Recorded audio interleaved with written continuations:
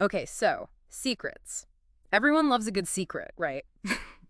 But have you ever stopped to think about why? What is it about secrets that's so alluring? We've got some excerpts here from Larry Moton, and he really digs into the psychology of it all. Yeah, it's fascinating stuff. It really is. He goes way beyond just like juicy gossip. Yeah, He's getting at something deeper here about human nature. definitely. So Moten talks about this allure of the unknown. He says that we're just naturally drawn to secrets, that they offer the sense of exclusivity, power, even a thrill of discovery. Like we can't resist peeking behind the curtain, even if we know we probably shouldn't. It's true. What do you think's going on there psychologically? What happens in our brains when we encounter a secret? Well, think about it. Our brains, they crave connection, right? They crave novelty. Secrets tap right into that. It's like this primal need to belong, to be in the know, part of something exclusive. It's like that fear of missing out, but amplified. Exactly. FOMO to the max. Hmm. And Moten, he makes a great point about this, just the existence of a secret. It kind of implies importance, even if the information itself is totally mundane. It's not about the secret itself, but what it represents. Exactly. It's like this unspoken message. You're in the club, you know something others don't. That could be intoxicating. And that feeling, it seems even stronger now in the age of social media. Like these algorithms practically thrive on this idea of exclusivity. Oh, absolutely. Think about how they work personalized feeds, showing you what they think you want to see based on who you follow, what you like. It creates these echo chambers. Right. Everyone in their own little curated world with their own curated secrets.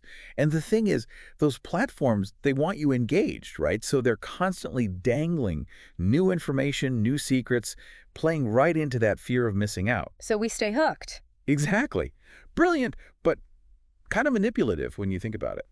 Motens also talks about how secrets have shaped history, like from ancient mysticism to those top secret government files we hear about. He argues that if we understand the role of secrets throughout history, we can learn a lot about human behavior. It's true. Can you give us an example, like a specific historical event where a secret really had a major impact? Oh, tons of them. But one that always comes to mind, the man in the iron mask. This masked prisoner held captive in France during the reign of Louis XIV. No one knew who he was. It was a state secret, and it's fueled speculation for centuries. It's incredible how a secret can hold that power for so long. Right.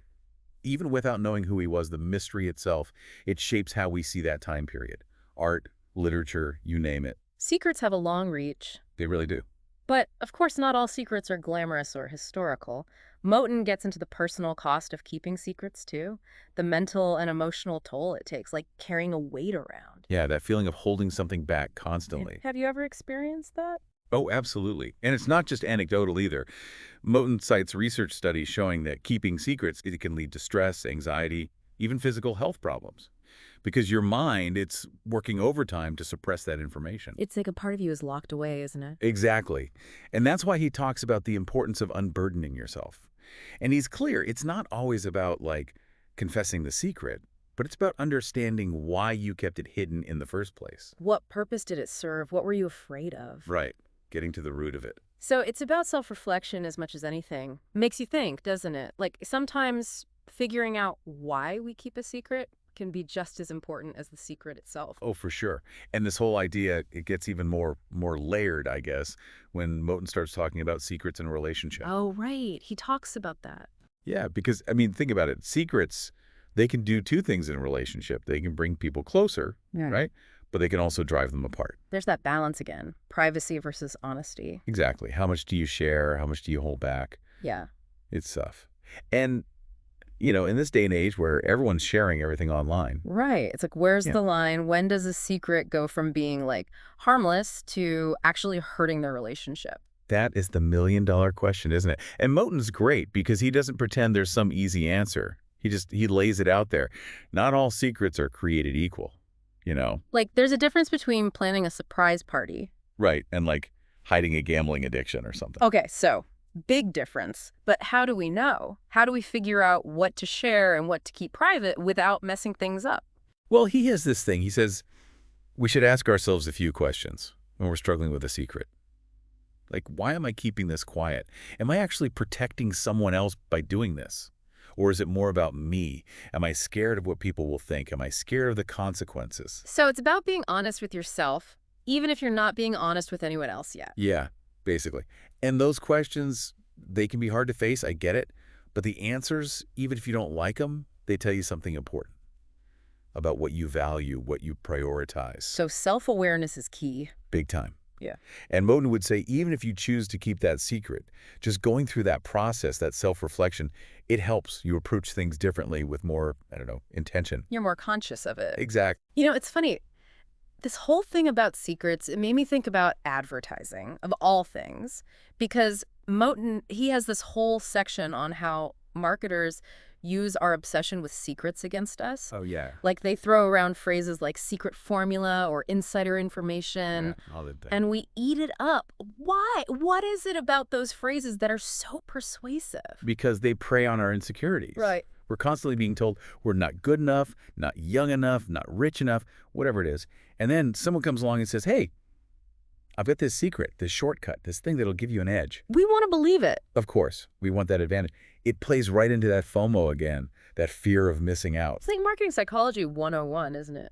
Totally. Mm-hmm. And Moton, he even breaks down the techniques, like creating a sense of scarcity. Only a limited number of people can be in the know. Makes you feel special. Right. And it creates urgency, you know? Yeah. You got to act now before it's too late. People don't stop to think, wait, is this legit? We're wired to want what we can't have. Exactly. And marketers, they know how to push those buttons. Okay, but this next part, this is where things got really interesting for me. Moton says that the biggest secrets, the deepest ones, are the ones we keep from ourselves. Oh, yeah. What does that even mean? I gotta be honest, that one threw me for a loop. Help me out here. So he's talking about, like, self-deception, the stories we tell ourselves, you know, to avoid facing the truth.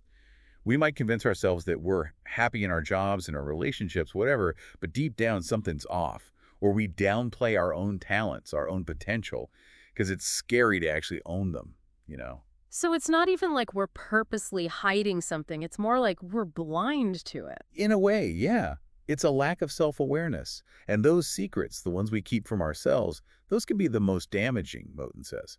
They prevent us from really being true to who we are, from reaching our full potential. We're holding ourselves back. Exactly. We're our own worst enemies, in a way. So then the question becomes, how do we stop doing that? How do we break free from those self-imposed limitations? Well, it starts with awareness, right? You got to be willing to shine a light on those dark corners of yourself.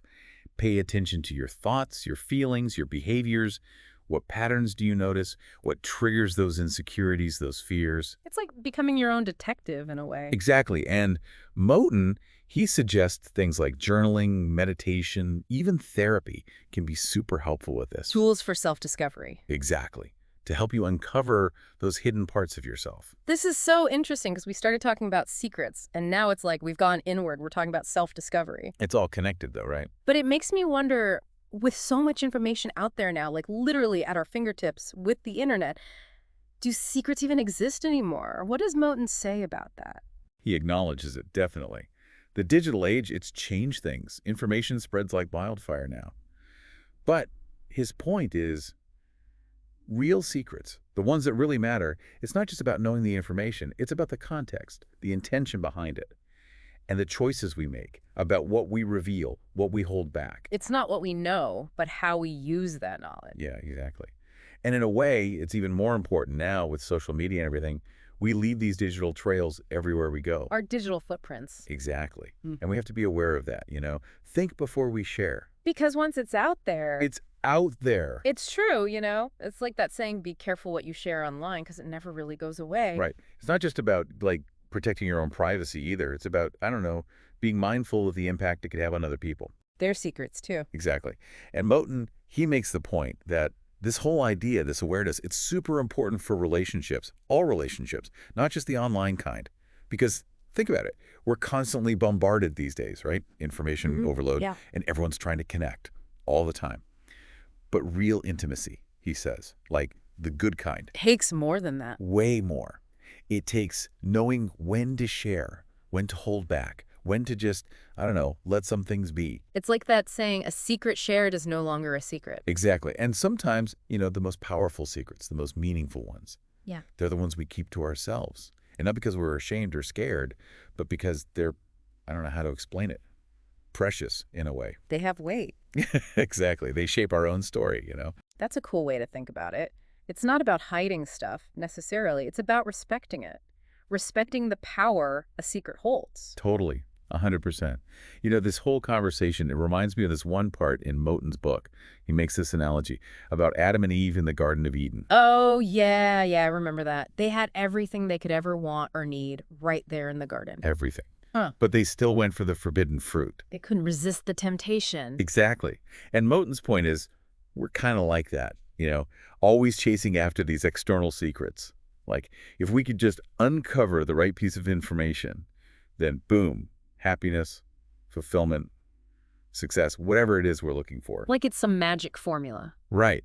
But the thing is, he says, we already have everything we need deep down inside ourselves. We're looking in the wrong place. Exactly. We get so caught up in the mystery, the allure of the unknown, the quick fix, that we forget to look within. We forget to trust ourselves. Yeah.